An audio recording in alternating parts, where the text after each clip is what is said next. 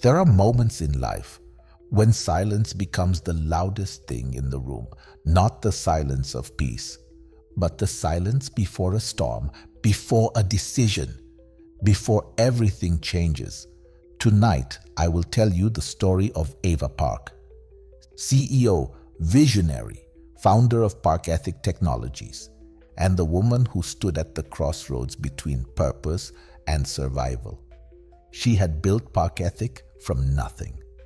A tiny apartment, a beat-up laptop, a dream of decentralized software that gave power back to the people. No tracking, no manipulation, no strings. Her vision caught fire. Within 5 years, Park Ethic was the name on everyone's lips. She gave keynote speeches, was called the soul of ethical tech. She was admired, followed, almost worshipped. But fires burn out if not fed.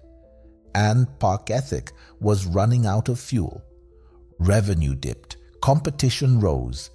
Investors wanted profit, not philosophy. And now the wolves were circling. The pressure had never been greater. Whispers of collapse echoed through board meetings. Her investors grew colder with each passing week. She could feel the ground shifting beneath her, the edge of failure drawing near. Ironvale Systems, a data giant with deep pockets and dark intentions, offered to buy her company for nearly $1 billion. No one would be fired. Her team would keep their jobs. She would be celebrated for saving Park Ethic. But the vision? Gone. Park Ethic would become just another name under the Ironvale banner. A ghost used for surveillance contracts, possibly even military applications. Or she could reject the offer, hold on to her soul, and in doing so lay off half her staff just to survive. 50% gone. And that's where we find Ava. 2 proposals in front of her. 2 swords, crossed, balanced, deadly. The boardroom fell into argument. Her CFO urged her to take the deal. Her co-founder Liam shouted, "We didn't build this to sell out. They'll turn everything we made into a weapon." But Ava said nothing, not a word. She stood still and listened to the storm of voices rage around her. Later that evening, Ava sat in her office alone. The skyline blinked with artificial light, but inside everything felt dim. Her inbox overflowed with numbers, warnings, pressure, yet she scrolled past them all and opened a folder filled with photos. Team retreats, product launches, the scrappy beginnings. Each face smiled back at her, unaware of what the future might hold. That night, she couldn't sleep. Emails, messages, panic, hope, all eyes on her. She stared at the ceiling until dawn and dreamed of a woman, blindfolded, holding 2 swords. Her feet on cracked stone, the sea crashing around her, threatening to swallow everything whole. No one to help, no voice but her own, no path without pain. Ava knew. This wasn't a business decision. This was a soul decision. She remembered Claire, her lead engineer, a single mother. Her son had drawn Ava a picture once that said she was a tech superhero. She remembered Jordan, the janitor, who never missed a shift and always left a sticky note on her desk. "Keep going." She remembered Max, the marketing intern who had stayed up 3 nights in a row just to prepare a product pitch. And Dahlia from HR, who helped organize the community charity drive every December.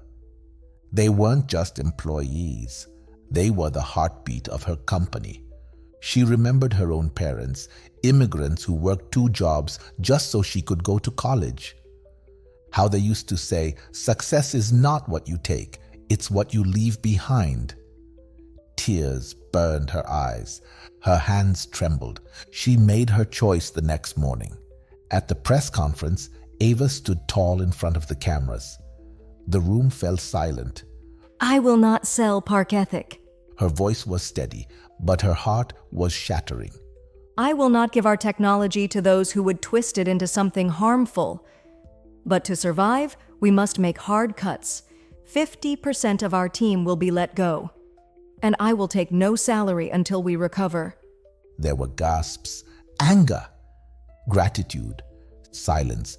She had chosen the harder path, not because it was noble, not because it was safe, but because sometimes doing the right thing means breaking your own heart. Later that day, she walked through the office. Some eyes avoided hers. Others offered quiet nods. A few people stood and clapped as she passed. Not out of celebration, but out of understanding, out of respect. She entered the break room and found Liam sitting alone, sipping cold coffee. He looked up at her, tired but calm. You did what you had to do. She nodded. I just hope it was enough.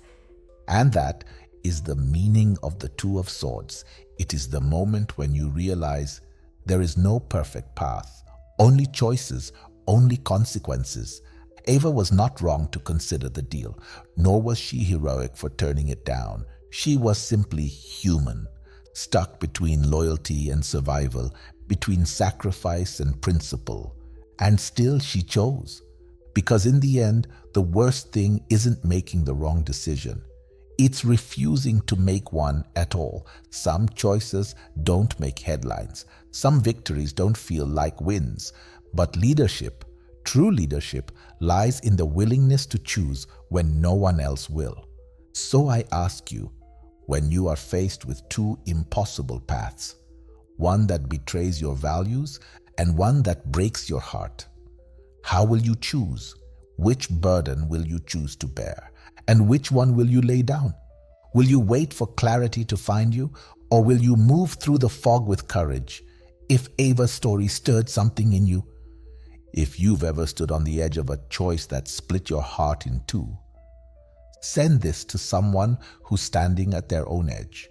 And remember to subscribe to Tarot Time for more stories, where the cards don't just tell the future, they reveal you. Until next time, choose with courage and walk your path with eyes wide open.